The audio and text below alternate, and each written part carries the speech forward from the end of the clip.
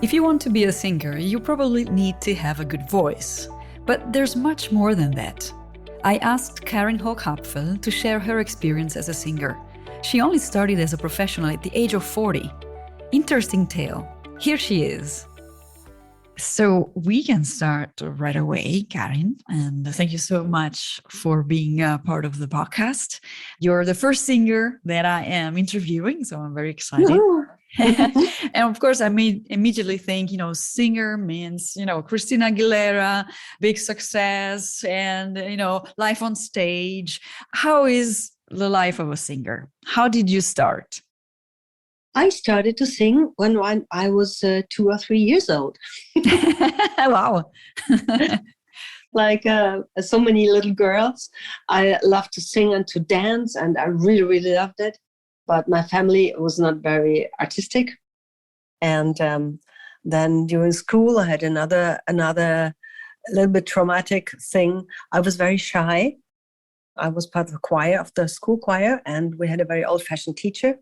And he let us sing in front of all. And when I had to sing in front of all, nothing came out, and I only blushed, and so I was classified as not musical, not talented, no voice, and they threw me out of the choir, and that was terrible for me. Oh no! How old were you? I was 11. Oh, that's traumatic. Yeah, that was traumatic because I started, and I always sang for myself, and I had I was a big fan of Joan Baez, for example, and I wanted to be Joan Baez. Everybody has these things. And yes, and then after school, I forgot about it and I started to study arts to become a painter. But I always sang. And when I was 40, I said something has to change, and I realized that my really passion was singing. And with the help of friends, of a coach and a singer who really, really believed in me, I got my first singing lessons. Okay, so actually you have jumped right away to 40 years old, right? Yes. Okay, yes, so yes. What happened between 11 and 40? What did you do? So you became a painter, right? I had a career as a painter. I did many exhibitions also abroad, but beneath painting, I always knew musicians, and I was always singing, having sessions, folk and jazz things, a little bit of rock, but not professionally. So I never lost it, but I never dared to embark that career. And a wonderful thing happened when I was 40. All my friends put money together to give me as a gift half a year of singing lessons with a jazz singer. And that started everything. Then from this on, I was curious not only about jazz singing. And, that's the thing I can tell everybody. If you just follow the flow, if you follow where your passion and where your energy is, then things show up. Then a musical teacher from the Vienna Musical Academy showed up from the conservatory, and I had lessons with her. So I got the knowledge to musical. A friend of mine knew a classical singer, an opera singer in Berlin, and she took me for a pupil. So I found everything I needed when I was interested into. And then I started with a friend of mine. She is an opera singer to a mezzo-sopran. I'm sopran. A music comedy show with opera songs and with chansons and songs from the early 20th in Germany. It was a rather interesting combination, and it was a huge success in Germany. After this, I, love. I fell in love with a guy from London. I went to London. Uh-huh. And the only thing I knew was I want to make it in London. I had to work. And so I started my first singing classes and got myself around with jazz clubs, with singing clubs, with karaoke things. Then, again, as fate always helped me, I got known by chance to a singer and dancer, English singer-dancer, And with her, I created the Germaniacs group and the song and the music comedy shows, which were called the Germaniacs Show. And then we worked in London. We worked in dinner clubs. We worked in clubs in Soho, at different theaters, and that's where we really got around. So it was singing and dancing? I was singing and she was dancing. And then very naturally, as singing in clubs and all the London scene from 2004 to 2009, we got introduced to the whole burlesque world. And then I started also my burlesque opera singer, which is a bit naughty. And I created the figure of the operatica. Operatica. Yeah, her name was Operatica. And that's why I started then the solo career as burlesque singer classical. Oh, so very specific. Yeah, it was very. I always followed what I was really passionate about, and always try to put it together. And I think that's a thing you don't need to fit in a you have to be a classical singer, you have to be a rock singer. Just follow your guts. Really, really, just follow your guts, and then the energy brings you to where you want to go. It's a good message. So following the guts, and then is there like let's say an academic background or specific courses that you need to follow to improve your singing, to learn about, I imagine you need to learn how to read music? I think all ways are good if you don't fall into dogmatic and if you don't fall into too much academic thinking and acting. We have so much singers who are perfect without a soul. And what really touches us when you want to hear music, we want to be touched. And that's the thing, what I can tell everybody who wants to sing, make yourself naked, because as a singer, you give your soul and people want your soul. And it doesn't matter what kind of style you're singing. I think that's the core. If I had a good voice, like if I thought I had a good voice, could I just become a singer? What would I have to do? If I was hesitating, and how would you start? In any case, if you want to become good at something, you have to rehearse and you have to train. When you want to become a good sports person, then you have to train. And same is because we work with our body, we need to train our consciousness, how we stand in our body, how we breathe, and how we do the diction. We need to train technical basics. Everybody needs them. And what brings you forward with this is surround yourself with people who believe in you and who do not judge you, but see behind every effort and every difficulty, see the goal behind it. That is what was given to me, or not. That's what I want to give further to my students too. You seem to have been very entrepreneurial over the course of your life.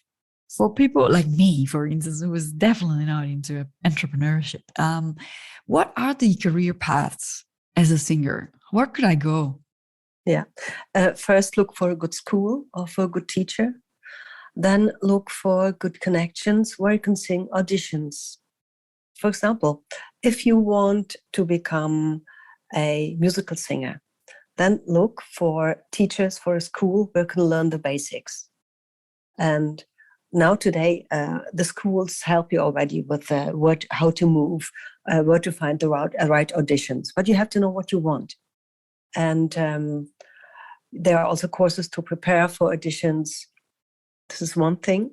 If you want to become a jazz singer, it's a bit different because it's much about more do jam sessions, get good musicians, get in the right circles and the right places. If you want to become a rock singer, so there are so many rock academies today, same thing. And it's always a mixture between technique, school, looking for the right opportunities, which are there. And today there's a whole industry of rock schools, auditioning things where you can pick on. And you can also look for studios. Studios today also hire singers. What kind of studios? All kind of music studios. You can look for the one who's are in advertising, electronical music. There you can also look what you want and what you want to try out. It's about trying out. Yeah. What inspires you about burlesque? Burlesque is going over the edge and playing with something which is a little bit forbidden. Okay. And it's about the courses I do. It's about women want to express themselves in a really, really female way without being judged. And if you do something over the top, if you exaggerate, then you always find gold behind this. You talk about women, and I saw on your website that you do a lot of work with women, with Yes. coaching and so forth. Can you tell me a little bit about that? So it makes it sound a little bit strange that singing and burlesque and coaching and also do shamanic work, energy work are intertwined. But as you see, our body is only the cusp of the iceberg. And when you learn to stay in your body in a sensitive way, if you are with your body, if you are present, then you become sensual, because sensual comes from senses. Yes, Same thing with true. singing, Same thing with moving. And when you are in the here and now, then your energy is boosted. And that's what is attractive to other people, because we always go after the light, after the higher energy. And that's the thing that on which I work. I'm singing and I'm doing burlesque, I'm on stage and I'm acting. So it's a different kind of emanations of the same theme. Are there any legends or myths around the profession of a singer? One myth is a singer, a female singer is always a diva. Is that true? Yes, and it's not so negatively, but diva comes from divine. And that's one thing what also Maria Callas said. I'm here on stage not because I want to be applauded by you or by So Brave. I'm on stage because I feel near to the divine spheres when I'm on stage. That's wonderful. And it is wonderful. Yes. And I guess also like diva, well, we tend to use it a bit in a derogative way, but as you say, like a diva also is someone who knows her power as a singer, and then self-confidence, and then can shout it into her singing and convince about her talent. So I do appreciate this version of being a diva. So it's a myth, but not really. Yeah, and all the people think you are moody or you're arrogant, and the one who is singing in front, the front woman, is the most important thing what people think, because when you sing, people see you and hear you sing, and the concentration is on you. But someone who is singing is only as good as the background, as the musicians are, and it's all about teamwork. I could never do the work of a drummer. A drummer couldn't do my work, but you need each other. And the better the team is, the better the performance, and the more people are touched. What is a lesson that you've learned from being a singer that others can benefit from? When you're shy, very often shyness is another word for self-importance. When you want to be acclaimed, and when you want to be the best and you want to be applauded, that's not about. And that was the big lesson I learned. And when I was the starting act of a big musical show, and it was the first time when I was singing for more than 100 people. And I was looking behind the curtain and I saw the whole theater full of people. And I thought, well, I don't do that. But my coach saw me doing this and said, where do you want to go? And I said, well, I think I don't do this here now. And I said, no, if you think, I tell you now, that you are great, that you're a wonderful singer, that you're charismatic, you're so wrong. I only tell you, you go out there and you do your job. Every talent we have is a thing you have to give to the world with humbleness. And if you don't do this, you will never be successful on stage. And that was a thing I really, really, really got into my bones. Yeah, very good. Mm-hmm. Especially in this line of work, yeah. Oh, and another thing too, everything that happens on stage, never hide it, make it bigger. Because it's a kind of magical thing in the theater. The audience follows your breath. And when you something happens that you maybe forget the words of a song, and then you hold your breath, then everybody holds the breath and everybody knows it. It's a magical thing, and you will know it too when you've been in the audience and you realize something went wrong on stage, and everybody things like this, and the people on stage are like this. And so everything that happens, make it bigger. Once, for example, I was in England still, and we had it was with the Germaniacs. We had an act where we both danced to singing, and my heel broke. Oh, yeah. Just like that. that was and you like very elegant, right? And then your heel broke, and then I immediately switched to comic, and okay, the elegant energy changed to comic energy, but it still changed, and it was high. So that was a good learning for me too. Okay, that's great.